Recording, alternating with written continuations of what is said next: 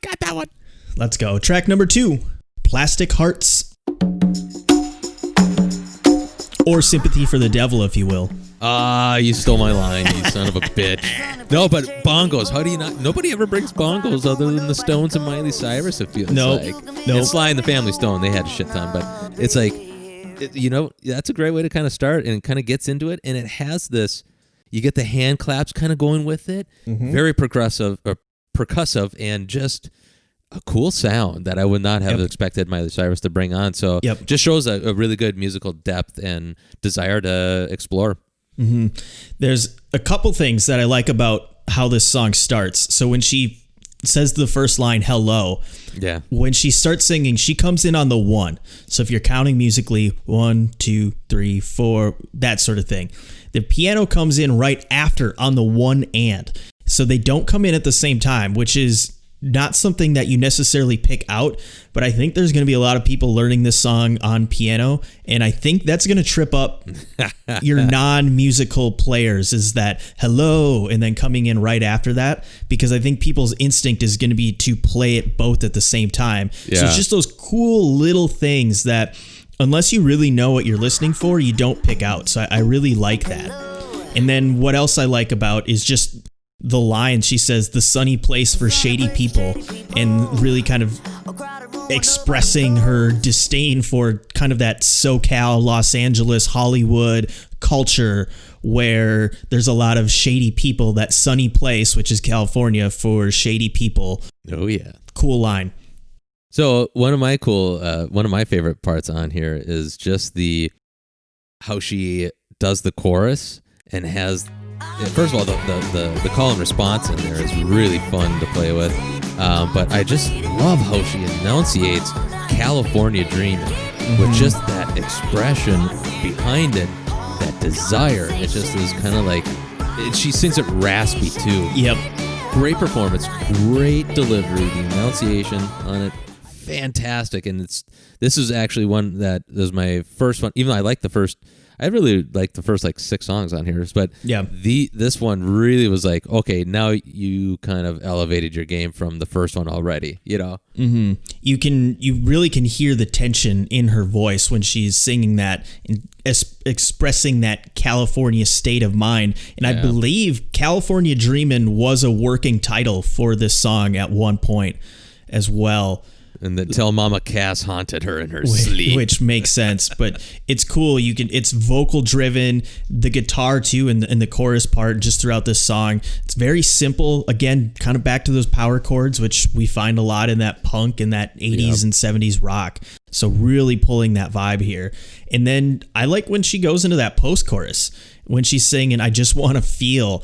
I just want to feel something. And so she's really expressing she wants to break away from the meaningless, the pettiness, the shadiness, all of those things that you find in that business and that culture that aren't the positives. Yeah, totally. And isn't it kind of weird that this idea just popped in my head, but we look at these people as uber talented, as uber special, and as we were talking earlier about Kanye thinking he's Jesus. When they show us this side of themselves, the only thing that's unique, I think, that's different from a lot of people in society is just that they're more free to express themselves and stuff. And I think this is showing a really good side of Miley to just really go at it a little bit deeper, and not to take anything away from her talent wise, music wise, but definitely lyrically, she's putting some good emotion in this. Yeah, laying it all out there. Yeah. So we got another guitar solo. Yeah, 227, baby. Yep. And this one gets shreddy with it too. It's got a sweet tone, but it's not, at least to me, it's not like your typical rock tone. It's not just the Gibson Les Paul through the Marshall amp. There's something a little more to it, and I can't quite put my finger on it. And this is another guitar solo performed by Watt. And I'm a fan of this one too. I really am.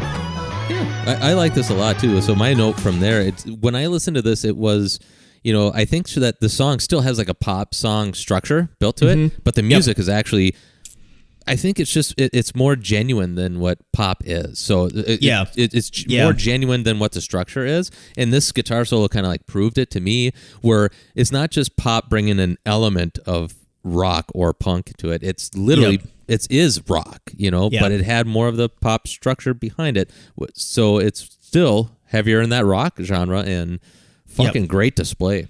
Yeah, that's a great point, because this album, it blends the line of pop and rock, and it's very pop in the sense that it is kind of structured. You usually have your intro, verse, chorus, bridge, solo, outro, which is pretty typical of pop. Yeah. But there's a little more thought and effort into it, because I mean, if you look at the track listings, like I'm just looking at them right now, there's no song except if you count the bonus song, there's no song over 4 minutes.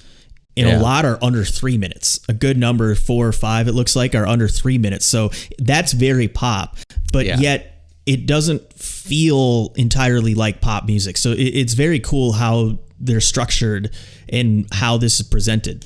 Yeah. The only areas, and I think I wrote that in my notes for the ending for my album review, but the only elements of like pop I sense is the structure of the songs, but then also the hooks. I mean, there is hooks. However, they're not as powerful hooks as you would find in pop, but they're good hooks. So it's not diminishing them. Pop hooks have to be super powerful to get you hooked into them. Mm-hmm. This one is just a straight rock that has a good hook, man. Yeah. And so that's kind of like what you find through a lot of these songs, I think. Yeah, they're good hooks. They're powerful, but they're not super poppy. By the way, on this track, Watt did not play the drums. Do you know who did? Ringo? It was not Ringo. It was St. Paul native Chad Smith. Ooh. AKA Will Ferrell, AKA the drummer of the Red Hot Chili Peppers. Damn.